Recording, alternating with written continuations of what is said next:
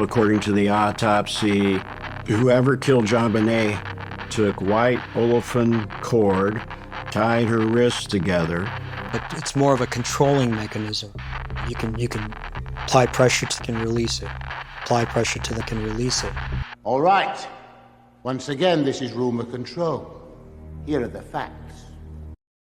The Ramsey investigator, San Augustine, is correct to say the ligature is a mechanism, which is to say it's not a garrote, it doesn't look like one, and it doesn't act like one. And calling it a garrote doesn't make it a garrote. So the Ramsey investigator is right about it being a mechanism, and I'm prepared to acknowledge that he's right about it being a controlling mechanism as well, although not in the way he means it. The Ramsey investigator explains and role plays how the mechanism can be used to apply pressure and release it. Apply pressure and release it. No, that's not how it works. That's how a garrote works. If the garrote used a slip knot, which is used in sailing, the investigator's control mechanism would make a little bit more sense. But the painstick and noose knot work differently. Once you apply pressure, the knot mechanism engages the noose in a single direction. It can tighten with pressure, but it doesn't loosen with less pressure. And pulling on the tail end doesn't release the knot either, and this is crucial. I believe this is one reason why JonBenet's death was accidental. It had to do with the knot, the type of knot. Had the knot worked the way the investigator suggests, even if the noose had been accidentally or deliberately tightened, it could have been released. But it was a specific kind of knot that only tightened, as I say, as you exerted more pressure on it. I got nightmares in my head, I fear. Thoughts build up until I can't breathe. My mind fills up into a creature, and it haunts me somewhere much deeper. I got nightmares in my head, I fear. Hello and welcome to True Crime Rocket Science, the most authentic voice in true crime. Now in this analysis we're going to talk a lot about knots and also about a subject we never talk about, sailing. How about that? But before we get to that, if you haven't subscribed to the channel, please do.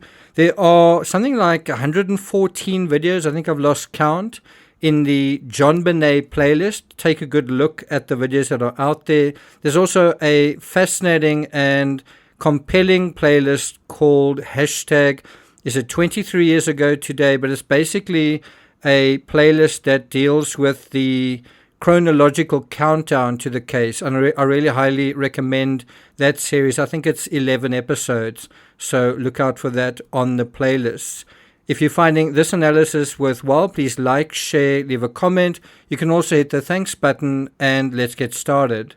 So I want to start by having you imagine something that you probably never imagined. Imagine if you were there in the Ramsey home and you saw what was happening and you wanted to save JonBenet. And so what could you do? You know, perhaps you could try to insert something, a finger, a tool on a knife, a bent safety pin or a paper clip, something that you might insert to try to undo the noose, to get it under the noose, almost like pulling on the loop of a shoelace. You know, and that is pulling on the loop is exerting some kind of influence on the mechanism, such as it was. Well, it simply wouldn't allow you to do that. And the only way to prevent the mechanism from doing its work would be to break it, to break the cord. But unfortunately, JonBenet's gold necklace had woven around it. In the dark, with time a critical factor, and with the noose embedded the way it was, it became impossible to undo. So in this episode, we need to talk more about the knots and the mechanism vis-a-vis a garrote. But for now, let's focus on the tiny bit of narrative Netflix dedicates to the important subject of knots. There was some complexity as to how the garrote was put together. Correct. There was some complexity to the knot. And if you've got a notebook, you might want to make a note of that. Just that simple statement. There was some complexity to the knot. Because there is a lot of debate about this. Some people will say, no, this is a knot anybody can make. And some people will say, no, this is a knot only an expert can make. And the truth is somewhere subtly in the middle. This knot was tied by somebody who understood. Do you mind if I break in here again? It was tied by someone who understood knots, not someone who understood garrots. So let's look at the knot in order to try to understand who this mysterious somebody is who tied it. Why don't we do that? Now, first of all, how do we explain the complexity? How does John? How do we? Well, here's one approach, one interpretation, one opinion. Fleet and I used to sail. Fleet was a really expert sailor. I was not. And I bought this sailboat. Were you in the Navy? Yeah, that doesn't matter. Okay.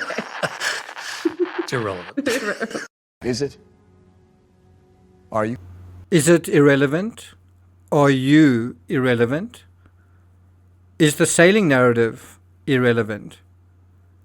Now, let's just hold on for a second. Fleet was a really expert sailor and I was not. But John, you specialized in jury rigging while in college engineering. In the same year of JonBenet's death, Patsy said that John spent months designing a new boat called Grand Season. So maybe Fleet was a really good sailor, but that doesn't mean John wasn't a good sailor as well. And I mean, he's definitely a much better sailor than I think most of us. A better than average sailor. And then also, the Navy doesn't matter? Nothing happens in the world? At one time or another, John owned 2 or was it 3 different boats. Not only owned them, but raced. In 1995, John won the NOOD races in his sailing sloop, the Miss America, with his oldest son and daughter on board as crew. In the same year, they finished 4th in the Chicago Mackinac Island race. Now, I don't know too much about that race. I've done a bit of research in preparation for this video, and it looks like a big deal to me. The boats and the whole race looks like quite a big deal. It's 333 miles long. The race starts at the Chicago Lighthouse, just off Navy Pier, and then it ends between the lighthouse on Round Island and the race committee trailer on Mackinac Island. And it's a really prestigious race known as the Mac. It was first held more than 100 years ago in 1898. It's the world's oldest annual freshwater distance race. And it takes place on Lake Michigan, where John is from, and Lake Huron. But I do think it's interesting that John seems to minimize and relegate to irrelevance this side of his own life, the sailing side. And what happens when we think about the sailing side just more than we normally do? Now I want to jump ship in a way, and I want to deal with the knots in a very global way. You know, why are there loose knots versus tight knots in this story? In other words, why are there different kinds of knots in the strings that we see? Also, why is there blunt force trauma as well as a red heart drawn on JonBenet's hand? Why are there marks on JonBenet's back and face, and were these marks made to stun or revive her? To my mind, the way to untie all of these knots lies in connecting the details to people, and that's not very easy, because a lot of these details have been rubbed away, have been covered up as well. And so instead of fragmenting the case into little pieces, I feel we must do the much more difficult task of connecting the people in this case, with all of their contradictions, to the contradictions of this case. And so in this analysis, we're going to examine 10 areas in order to sharpen our level of knowledge, and perhaps that's all we'll do. Perhaps in some areas we will sharpen our knowledge base, and perhaps in some areas we'll realize we didn't really know too much to begin with and we need to sharpen it even more. But I do hope that it's going to improve our insight regarding the relationship, if any, between sailing, knots, the Ramseys, and the crime scene, or how the Ramseys aren't related to it, but someone else perhaps involved in sailing is. Plan 4? Now, make no mistake, I'm not the first person to look at the knots and say, hey, don't these knots tell us something about who made them? Look at this article in the Denver Post. Experts say the knots could provide clues to the killer's hobbies, interests, or work. Look at some of those words there, hobbies. Does knots or do knots tell you anything about hobbies? Someone who makes a lot of knots, is that going to reflect on someone's hobbies? Someone who makes a lot of knots, is that going to show that someone has certain kind of interests? or works in a certain capacity. We know that John's work, what he studied, in terms of his Navy work, definitely involved that sort of aspect. And if you think about it, if the handwriting analysis is the most overused topic of discussion in the Ramsey case, isn't analyzing the knots the most underutilized topic?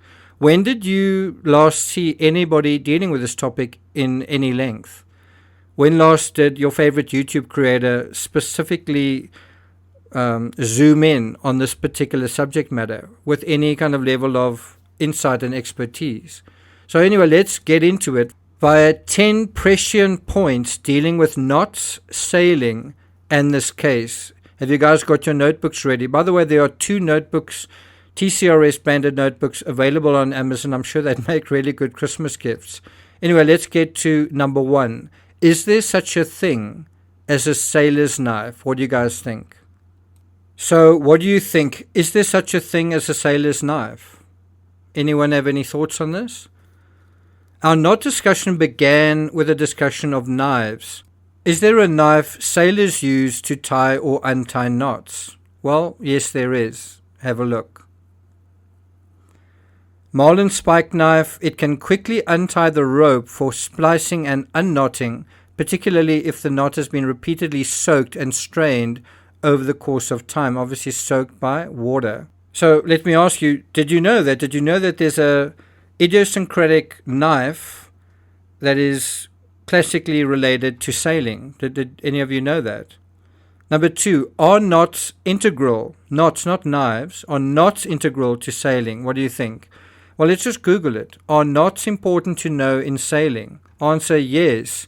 Knowing how to tie knots is an essential skill for sailors. Not nice to have, basically non-negotiable. You have to have it for safety, for efficiency, for seaworthiness, and just for just a sense of pride, right?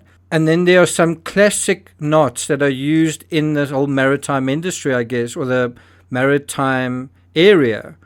And these include the bowline. It's a fundamental knot that creates a secure loop, right? Do you see what we're talking about here? A loop. It's another word for a noose.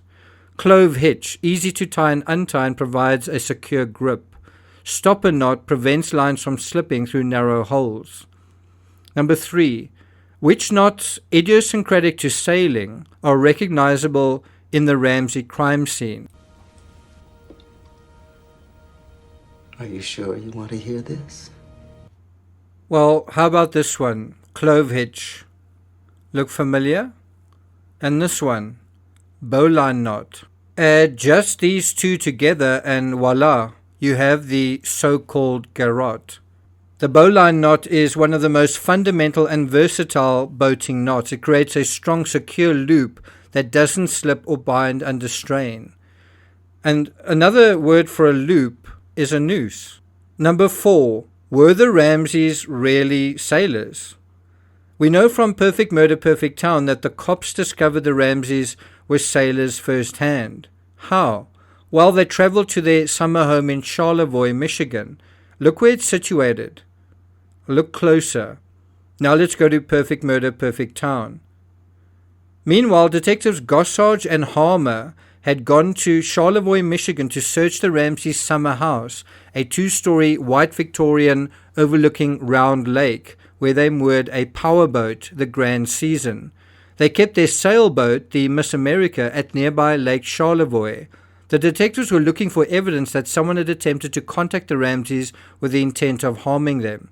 Now, that's the end of the quote from Perfect Murder, Perfect Town, but I think what is also interesting was that the detectives went to Charlevoix also to find samples of Patsy Ramsey's handwriting, samples that were written prior to December 26th, because it was proving quite difficult and quite tricky getting samples of handwriting from Patsy after that date. So they wanted unrehearsed, unprepared, natural, spontaneous handwriting, and they couldn't seem to find any in the Ramsey home, and so they went all the way to Charlevoix to try to find some. And they found some samples of this handwriting in things like photo albums and cards written to friends or relatives. But I think one of the easiest ways to address the question, were the Ramseys really sailors, is just to look at a few pictures. And you see pictures of a family in boats beside water. That doesn't mean they're sailors, but it's quite a lot of boats and quite a lot of water. And I think what's different to most families is that this particular family, the father owns the boat and he also races the boat. Now, how many people can you say that about, someone who has a boat, but he also races it? Now, I can tell you, I know someone, my own father. He had a boat, he was a water skier, and he also operated a boat. But there are not that many people. And one thing my father didn't have was a sailboat, which has its own idiosyncratic systems. I mean, there's systems on sailboats that you just don't have on speedboats. But have a look at these pictures of the Ramseys walking beside, I think this is somewhere Lake Michigan, Charlevoix, but that sort of area. And do you agree this is a side to the Ramseys we don't know that much about? In the Netflix series, I think footage was released for the first time of the Ramseys skiing and JonBenet on snow. But there's not very much footage of the Ramseys really doing their thing, like competitively. I mean, try to get hold of images of John Ramsey's 2 or 3 boats that he had. Grand Season, the Miss America, and I think another one is called 10 O'Clock. Besides photographs, Patsy's also painted pictures of JonBenet, of their home beside the bay with boats in the background, and of the boats in full flight, their sails bursting with color. And when you look at these pictures, you kind of get a sense that it must have been quite idyllic, that they were really living the dream, way beyond the American dream. They were really living a fairy tale. I mean, do you agree sailing appeared to be part of the Ramsey lifestyle? It wasn't just one summer here and there. It seemed to be virtually every summer. And did you know that where the Ramseys were going after the Christmas of 1996, they were going onto a boat. They were going to go on a cruise as well, another boating type expedition. Now, I don't know whether Patsy's painting of Burke and JonBenet, I think it's called Best Pals. I don't know if that's on the shore of Lake Charlevoix, but I wouldn't be surprised. Number 5, what did experts say about the knots related to JonBenet? The knots used in the murder of JonBenet Ramsey were a garrote made from white olefin cord and a broken paintbrush handle. That's the generic description you're going to get if you Google the question. Experts say that the knots used to tie this device required special knowledge of knots, such as those held by sailors or other experts. Other evidence found at the scene included a climbing rope discovered in a paper bag near JonBenet's room. Now, we've already dealt with the climbing aspect, right? Number 6, were the crime scene knots simple or complicated? Like the essay, like the type of crime we're dealing with here, many seem to have no idea what's the right perspective, what's the appropriate level of severity. Are we dealing with a pedophile predator that is jumping out of the woodwork, or is this a tragic mistake? Are the knots the work of a depraved predator or a sailor or someone else? So when we deal with the knots again and again, you'll see that this description of complicated rope slip knots. And despite what some people will tell you, these are not the kind of knots the average person can make. Just because someone can make them doesn't mean everyone can make them. Now, one myth that's been associated with this case is either making the case that the knots were so simple, as I've said, anyone could make them, or so complicated, only someone with extremely specialized knowledge would be able to fashion them. It either makes it too simple or it makes it too complicated. The truth is somewhere in between. And it requires subtlety and a finely calibrated radar to tell where the truth lies between those two extremes. The knots weren't simple, and also not just anyone would know how to make them. But there's also a whole host of people who would know how to make them. And this spectrum, in terms of knot making skill, provides vital insight into the case. And again, it's an area almost no one talks about. Number 7. When confronted, who did John think knew something about sailing? Now, before we deal with this, I want to bring up a quote by Aristotle Onassis. We must learn to sail in high winds. I'm going to come back to that. In 2001, John Ramsey was asked specifically about his knowledge of sailing in relation to nautical knots. And I do think it's fascinating the way John deals with this question, right? So he's asked by a lawyer, did any of your basic training involve, and I don't know if they still do this, learning various nautical knots? And I assume he means training when he was in the Navy. Ramsey says no. Then Hoffman goes to another tack and he says, do you sail at all? Ramsey, I used to. He doesn't say very much. He just has 3 words there. I used to sail. Hoffman, did you pilot your own sailboat or did you? Ramsey, yes, just that 1-word answer. Hoffman, did you have someone? Ramsey seems to interrupt him. Yes. Hoffman, did you have someone do it for you? Ramsey, no. Hoffman, did you receive any training in sailing? Ramsey, no. That's a simple yes or no question, and the answer he gives is no. Now, I don't know one way or the other if that's true or not. I would imagine if you went to the Navy and you trained in jury rigging, that is some kind of training, but I suppose you could argue that that's a very specific kind of training in jury rigging. It's not training for sailing, but I guess you could possibly argue that it might be. Not being a sailor or an expert sailor, I can't really say for sure. Anyway, Hoffman persists. He says, are you familiar with the various knots involved in sailing? Now, it's quite interesting that someone is basically interrogating John on just this one question. And John's not being very forthcoming. He's really not saying a lot about it. I wouldn't say he knows a lot, but he certainly has experience that he could mention, that he's got various boats, that he's done various races. And so on the question, are you familiar with the various knots involved in sailing? John says, I am really not. I should be, but I'm not. So he basically answers no.